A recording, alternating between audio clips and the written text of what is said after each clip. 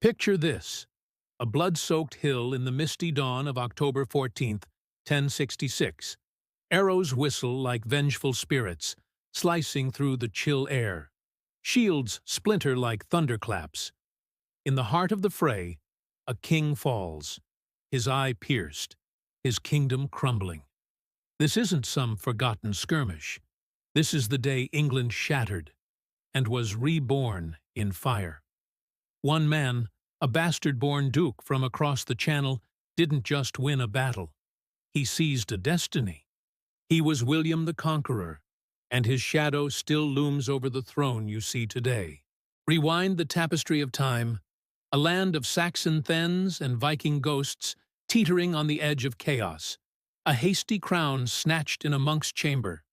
Then, betrayal's blade, oaths broken, invasions from north and south. Fast forward, stone keeps rising like iron fists. Words twist from Anglo grit to French silk. An island empire awakens, hungry for the world. How? One brutal day on Senlac Hill changed it all. William didn't conquer England. He remade it, in his image, in blood, in unbreakable will. Greetings, fellow wanderers of the shadowed past. I'm Mr. Khan, your guide through the mists of medieval mayhem. If you're here because tales of swords and crowns stir your blood, like they do mine, buckle up. Today, we unravel the Battle of Hastings. Not just arrows and axes, but a seismic shift that echoes in every English law, every lordly manor, every pint at the pub. We'll journey from a fractured throne to the Hill of Doom, then chase the conqueror's wrath across a broken realm, and finally, gaze into the forever altered soul of Britain. Because 1066, it wasn't a battle. It was a revolution, a duke's gamble that birthed the world we know. But every epic starts with a whisper of doom. Let's step back to a kingdom hanging by a thread. Close your eyes and breathe the smoke of Anglo-Saxon hearths. It's the 1040s, and England hums like a well-forged blade, sharp but brittle. At its helm, Edward the Confessor, a king more monk than warrior. Tall, ethereal, with eyes like winter skies, Edward rules from Winchester's stone halls. No heirs spill from his loins. His queen, Edith, shares his bed, but not his bloodline. Childless. That's the crack in the crown, my friends. The whisper that invites wolves to the door. Edward's realm? A patchwork quilt of loyalties, stitched with Viking thread. Remember the Danes?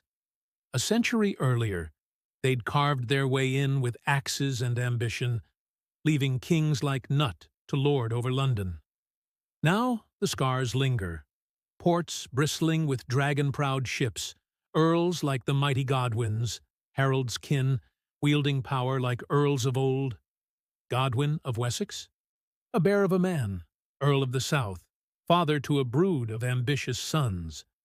He props up Edward's throne, but it's a tense dance.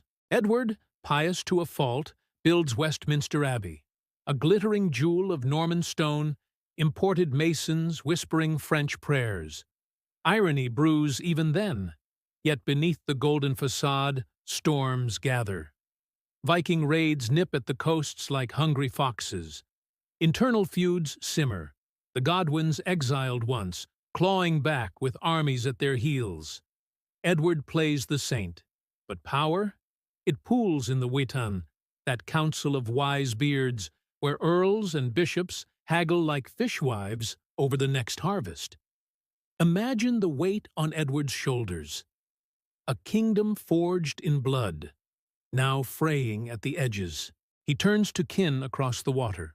Normandy, that wild duchy of raiders turned knights. Whispers say he promises the throne to a cousin, William, the bastard duke, a seed of betrayal planted in confessional murmurs. But oaths? In this age, they're as binding as chains, or as breakable as reeds. January 5th, 1066. The confessor slips away, his breath a final rattle in the abbey he loved. Edward's corpse lies cold, and with it, England's fragile peace shatters like frost under boot. Who wears the crown now?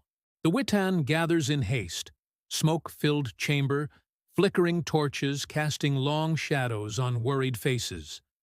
They turn to Harold Godwinson, Earl of Wessex, the realm's iron spine, tall as a yew tree, golden-haired, wielder of the battle-axe that crushed Welsh kings. Harold's no saint. He's a warrior born, sworn to protect the land that nursed him. They crown him in a whirlwind rite, January 6th, the very next day. Hasty, desperate. A Saxon heart beating defiant against the tide. But oh, the claimants circle like crows. From the frozen fjords of Norway sails Harald Hardrada, hard ruler, they call him. Towering, bearded, a Viking storm in human form. Once Varangian guard in Byzantium's gold-domed halls, now king of a saga-soaked north. He claims the throne through old ties to Denmark's line, his longships pregnant with axemen dreaming of English gold. And then, William, Duke of Normandy, son of a tanner's daughter and a duke's wild lust, hence the bastard, a slur he wears like armor. Short, stocky, with a gaze that could curdle milk, William's clawed his duchy from anarchy's jaws. How does he stake his claim? Two threads, both tangled in deceit. First, Edward's deathbed murmur, a promise of the crown, sealed in Norman wine and whispers. Second, an oath from Harold himself. Picture it. Harold's ship wrecked on Norman sands, 1064. William hosts him like a brother, feasts, hunts, then extracts a vow on saintly relics, support my claim, or may hell swallow you whole. Harold swears, hand on holy bones, but oaths, in the face of home and hearth, they bend like willow.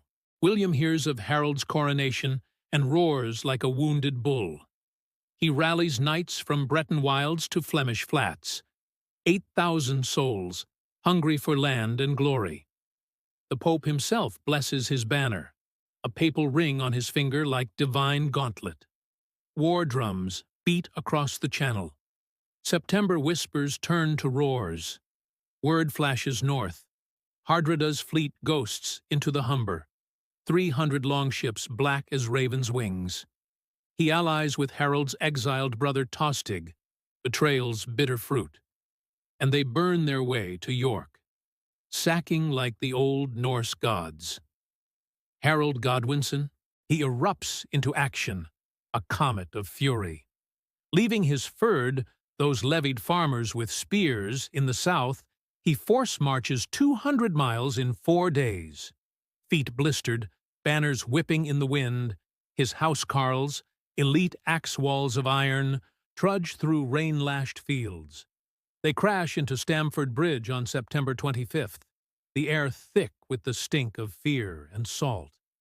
Imagine the clash. Hardrada, helm agleam like a pagan crown, stands amid his berserkers, foam-mouthed madmen howling Valhalla's call. Harold's shield wall grinds forward, a living rampart of oak and oath. The bridge? A Saxon knight in legend holds it single-handed, his axe felling Norwegians like wheat, until an arrow pins him from below, a grim reaper's jest. The battle? Carnage in the shallows. Rivers run red, axes bite deep, and Hardrada falls, struck by arrow to throat, his saga snuffed in York's mud. Tostig joins him in the pyre. By dusk, the Norwegian host is broken, their ships kindling for Saxon fires. Victory! Harold's men cheer, weary but unbroken. The Viking age? It dies there, gurgling in Humber's flow. But pause, listener. Savor the ash not yet settled. Harold's army? Shattered. Souls scattered to farms and hearths. No time to regroup. Scouts gasp on the southern cliffs. Sails. Hundreds. Norman sails, blotting the horizon like a plague of locusts. Williams come calling. The Oathbreaker races south, 250 miles in a fortnight, his thens murmuring mutiny, his housecarls clutching axes like lifelines. Senlac Hill awaits, a green mound near Hastings, where fate will forge or fracture a nation. Will the shield wall hold, or will the conqueror's fury sweep it like chaff? Dawn breaks over Senlac like a reluctant witness. October 14th, 1066. Mist clings to the valleys. Dew jewels the grass where soon blood will flow. Harald Godwinson crests the hill, his 7,000 ragged warriors arrayed like a desperate prayer. At the core, 2,000 housecarls, those unbreakable oaks, mailed, bearded, axes thirsty for Norman mail. Flanking them, the fyrd, husbands from hamlets, sons from shires, gripping spears and shields with calloused hands. No horses here, no chivalric thunder, just footmen, a wall of limewood shields lashed tight, 14 feet deep on that fatal ridge. Banners snap, the golden dragon of Wessex, the fighting man of Kent. Harold plants his standard, a glittering raven, or so the skalds sing, and cries his oath. Hold the line, brothers, for England, for Hearth, for the gods that watch. Across the vale, William's host stirs, a serpent uncoiling, 8,000 strong, a babel of tongues, Norman knights in gleaming hauberks, Breton archers with yew bows, Flemish infantry hungry for Saxon gold. Cavalry gleams, destriers bred for the charge, knights lording over foot serfs. William's no fool. He's drilled them in feints and fury. His banner? The papal gonfalon, blessed by Rome's ring, a holy war, they whisper, against the Oathbreaker. Archers, 2,000 bows to darken the sky. Knights, 2,000 hooves to trample dreams. The rest? Spears and swords, a tide of ambition. William surveys from his mount, face scarred from a lifetime of brawls, eyes burning with the fire of the denied. Today, he growls to his barons, we take what is mine, for Normandy, and for glory eternal. Tactics? Worlds apart. Harold's the anvil, immovable, grinding foes on his hill. No retreat, no flight. Saxons fight where they stand, a human fortress. William, the hammer, mobile, cunning. Feigned retreats to lure, arrows to soften, charges to shatter. The valley between? A graveyard waiting. As the sun climbs, horns wail. The dance of death begins. First light gilds the spears, 9 a.m., and William unleashes his archers. A storm of bodkins arcs high, a black hail from hell. They thud into shields, splinter wood, claim the unwary. Harold's wall weathers it, a porcupine of defiance, but gaps yawn like wounds. Then the infantry, Norman bills and Breton glaives surging up the slope, slipping in mud, cursing the incline. Saxons hurl javelins, axes whirl in grim arcs. The clash, a symphony of savagery. Shield rims crumpling, mail rings parting, screams swallowed by the roar. William's footmen falter, recoil, the hills too steep, the wall too thick. Enter the knights, hooves pound like doomsday drums, 2,000 lances lower, a steel avalanche. They smash the flanks, horses rearing, riders hacking down like reapers. But Harold's housecarls? They don't break. Axes bite deep into haunch and helm, Norman destriers scream, knights tumble into the muck. One charge repelled, William curses, rallies. Then rumor strikes like lightning. The Duke is dead. A knight's horse gutted, William sprawled. Panic ripples through the ranks. Bretons waver, flee downhill in terror. Hold! Hold! You curs! William roars, ripping off his helm, bloodied but unbowed. He charges alone into the fray, felling a Saxon with his own hand. Proof of life, a spark in the gloom. The Normans turn, shame fueling fury. The morning drags, a brutal stalemate, bodies piling like cordwood, the air reeking of voided bowels and iron tang. Harald, from his vantage, urges calm. They break upon us like waves on rock. Stand firm. But weariness gnaws. The furred's spears droop. How long can flesh defy fate? Noon burns hot, sweat stinging Saxon eyes. William, that fox of war, smells weakness. He signals, a feigned retreat, masterstroke of the crafty.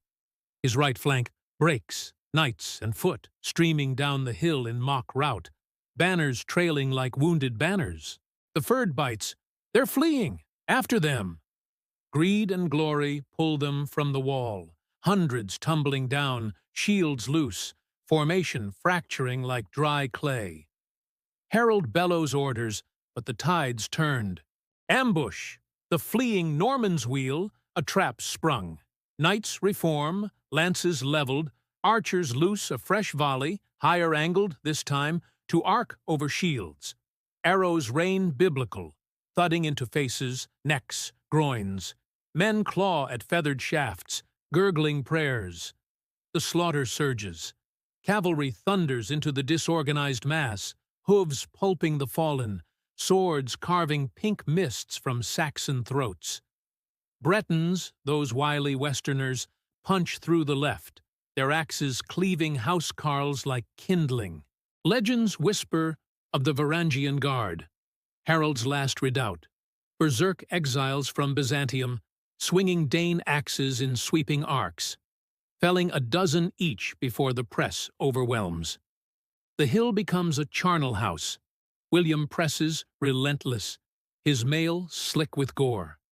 Feint after feint lures more to doom. Saxons chase phantoms, die in the valley's maw. By 2 p.m., the flanks crumble, the center buckles. Harald fights at the fore, a lion in the melee, his two-handed axe a blur, felling knights like saplings. But fate's arrow flies true. From the Norman line, a bowstring twangs. It finds its mark, straight through the king's right eye, or so the Bayeux tapestry weaves in eternal thread. Harald staggers, hand to face, blood sheeting his mail. His brothers, Gurth and Leofwine, rally to him, giants among men. But arrows claim them too, a fraternal pyre. For the king! The cry fades to whimpers. The raven standard topples. Dusk nears, and with it, despair. Twilight paints the field in crimson hues, twilight over 2,500 souls, Saxon and Norman alike, twisted in death's embrace. The living stagger, gasping, as William halts the horn. No pursuit. Mercy's thin veil for exhaustion's sake. His knights dismount, loot the dead, rings from fingers, boots from feet. But the cost? A third of his host gone, barons broken, the Duke himself bandaged from a dozen grazes. "We have the field," he mutters to his squires, voice raw as gravel. But the war, it hungers still. Saxon chroniclers wail in ink. The Anglo-Saxon chronicle, that grim ledger of woes, scribes, "There died the best of all the English folk. Earls slain, thegns felled, the land left lordless.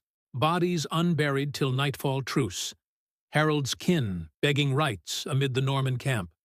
William weeps, they say, not for the dead, but for the dawn that demands more."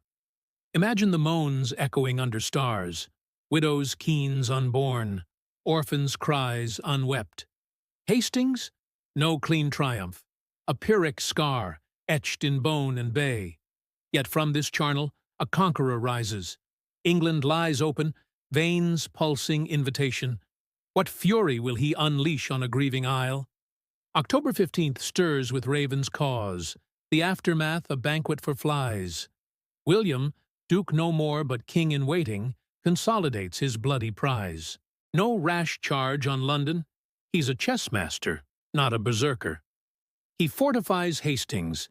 Timber keeps spiking the earth like defiant thorns, then wheels north, a serpent's coil toward the heart.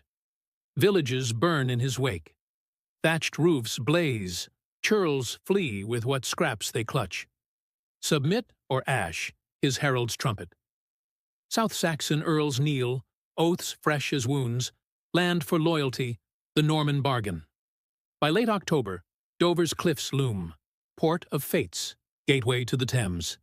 Resistance flares, the garrison hurls defiance, boiling oil and boulders raining, William's siege engines groan, trebuchets lobbing stones like angry gods, until walls crack, gates splinter. The garrison yields, bloodied but breathing. Onward, Canterbury bows, its archbishop proffering rings and relics. William's host swells with turncoats, but whispers of rebellion snake through the ranks. Edgar the Atheling, boy king of ancient blood, grandson of Edmund Ironside, rallies in London. A flicker of Saxon flame. But November's chill quells it. Edgar's council fractures, earls slink away. December's eve. William enters London unopposed, a conqueror cloaked in caution. The Thames mirrors his banners, a silver path to power. Christmas Day, 1066, Westminster Abbey, Edward's pious dream, now irony's altar. The crown arcs down, gold circlet on Norman brow, amid chants of "Vivat!" Saxon cheers, forced and hollow. But as bells toll, a fire sparks in the thatch. Accident or omen? William laughs it off, but in his eyes, the glint of a man who knows thrones are won in shadow, not song. England crowned him. Now, to chain it, 1067 dawns defiant. The conqueror's grip, slippery as eel in rain. From the Midlands rise the old earls, Edwin of Mercia, Morcar of Northumbria, Saxon lions roaring for Edgar's ghost crown. They muster in York, Welsh levies swelling their host, a brief blaze of resistance. William strikes like viper, splits his army, marches north in spring thaw. At first, the rebels melt away, guerrilla ghosts in wood and fen. But William's no gentleman. He burns their world. Granaries torch, herds slaughtered, the land salted with sorrow. Edwin falls in ambush, Morcar chained for later gallows. Then, the wild east, Hereward, the wake, that fenland phantom, swamp king of the marchlands. Tall, tangle-bearded, he haunts the meres with Saxon outlaws, striking from mist like Woden's wrath. Ely's Isle, their redoubt, a watery fortress of reeds and resolve. William besieges in 1071, dikes drained, causeways built, knights wading waist-deep in muck.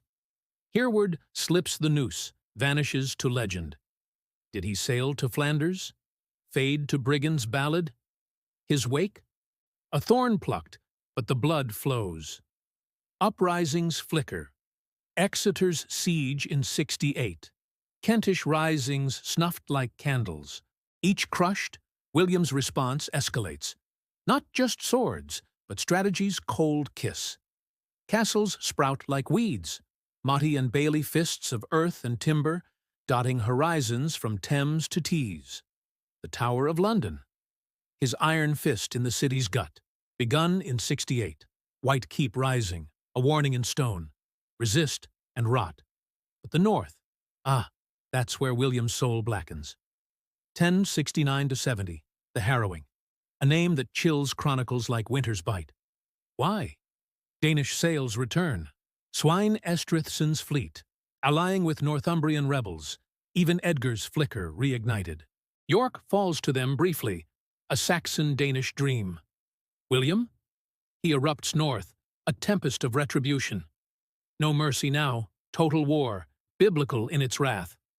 Armies fan out, crops trampled, mills smashed, villages razed to blackened bones. Salt sown in furrows, that ancient curse to barren the earth. Famine follows like a spectre. Chroniclers gasp, from the Humber to the Tees, nothing moved save man and beast, and they ate one another. Orderic Vitalis, monkish scribe, tallies 100,000 souls starved to wraiths, bodies bloating in ditches, wolves fattening on English dead. Archaeology whispers truth. Pollen cores from Yorkshire moors show meadows murdered. farms forsaken for centuries. Why such horror? To break the spine, sever the Anglo-Danish vein, cow the Cumbrian hills. William rides through the waste, face gaunt as the land, barons muttering at the madness. Victory?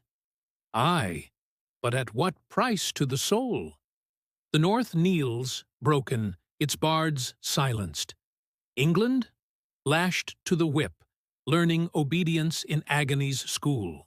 From the ashes, William weaves his web. Feudalism's chains, land grants to loyal barons, vast swaths for service, knights' fees binding them in oath and iron. No more Saxon thens scattering holdings like seed. Now, a pyramid of power, apex William, base the serf. Castles multiply, over 80 by 87, each a Norman nest, garrisoned against grudge. The royal court, transformed from Witan's hearth-talk to centralized claw. Writs fly from Winchester. Sheriffs enforce the Duke's decree. And looming? The Domesday Book, that great Inquisition. But that's a tale for another fire. Tools of tyranny or genius. They bind a realm rent asunder, forging unity from fracture. William's not just conqueror, he's architect of ages. But at what cost to the conquered heart? Fast forward through the veil of years, and feel the quake of 1066. William didn't just topple kings, he rewired the tongue of a nation.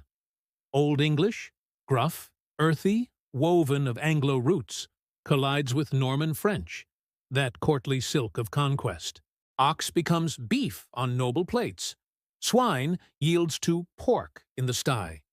Middle English blooms, a hybrid bloom, Chaucer's tongue, Shakespeare's stage. Laws twist too. Saxon customs of folkright yield to feudal oaths, trial by combat's brutal ballet. Common law stirs in the womb.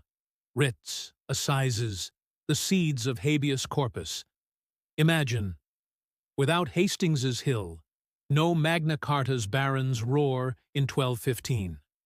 William's graft, a legal lattice that laces Europe, echoing in courtrooms from London to Lahore. Society, upended like a Thane's hall in storm. Normans perch atop, lords in stone keeps, speaking the conqueror's lilt, their ladies in silks from Rouen looms. Saxons, thrust down, once free Ciorls, now villains, bound to glebe and grind. The divide? A chasm of tongue and title. English for plough, French for feast. Women? Edith Swanwick, Harold's leman, fades to whisper. Divorced by Norman decree, her love's lost to history's dust. Yet seeds of change, stronger church ties, women's charters in quiet corners. Long arc, Plantagenet bloodlines pulse from this mix. Henry VI's empire, Richard's crusades. Class scars linger, but from them mobility's myth. A peasant's son to knight? Rare, but the dream endures. Ripples? They crash worldwide. Viking saga ends. Hardrada's fall seals it. Europe's gaze turns east to Jerusalem's call. Crusades kindled in conquest's forge. England's gaze? Continental now. Normans tugging toward France, birthing Angevin sprawl from Dublin to Toulouse. Fun shadow, no Hastings, no Norman nudge on literature's loom. Chaucer's pilgrims? Mute. Shakespeare's crowns? Saxon plain? Even the Raj? Traces to this island remade, hungry for horizons. William's gamble? A domino toppled, reshaping maps unseen. Modern echoes, conversational, bridging, pop culture clips, personal reflection. Today, 1066 haunts like a friendly ghost. Bayeux Tapestry's 230 feet of embroidered epic, Harald's eye wound forever stitched, draws pilgrims to Normandy's halls. Games like Assassin's Creed let you swing that axe. Films frame the fray in fiery glory. Pop in every Brexit brawl. Island or empire, or royal pageantry, Camilla's crown echoing Edith's shade. Me? I walk Hadrian's echoes and feel William's boot. a bastard's ambition, forging resilience from ruin. Hastings teaches, change comes cloaked in chaos, but from blood? Beauty, enduring. What echoes do you hear in your world, forged on that distant hill? Recap and final thought. Slow, resonant, voice thick with emotion. Key moments rewind. And so, the tapestry unfurls. From Edward's whispered promise, through Harald's doomed stand and Stamford's pyre, to Senlac's slaughter and the Harrowing's howl. William the Bastard claimed his crown, not with ease, but with a nation's remaking. He shattered Anglo spines, grafted Norman nerve, birthing an England fierce and far-reaching. 1066? No mere battle, a fulcrum of fate, tilting history's scale. As William lay dying in 87, gout-ridden, guts spilling on Rouen sheets, he gasped to his kin, "I have worn my strength in war from youth till old age. Bury me at Caen, but let my soul find peace." Peace? For him, perhaps. For us? A legacy of fire that warms the wanderer's tale. From one hill's blood, empires rose, and we, their heirs, stand taller. If this saga stirred your blood, if William's roar or Harold's defiance lingers like smoke, do me a solid. Smash that, like if Hastings hooked you harder than a Viking raid. Subscribe for more medieval magic. Next up, what if Harald won? Alternate 1066 Unleashed. Drop in comments.